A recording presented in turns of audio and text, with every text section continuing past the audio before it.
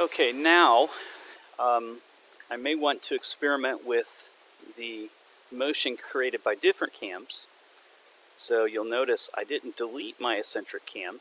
I still have it there. In the browser you can see that it's suppressed. So if I unsuppress it, everything pops back and my cam still rolls on the follower and I have my motion created.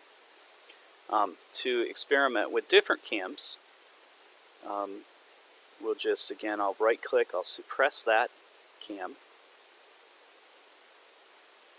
and then we will need to assemble snail cam, which again I'll do in a very similar fashion by mating axes. Okay, and to get them to turn together, we'll make sure we mate the work plane, the mid planes, or flush. I actually wanted to start at the maximum displacement here, so I selected a flush instead of a mate. And then we'll go ahead and mate the axis to that mid plane, so that lines it up with the roller.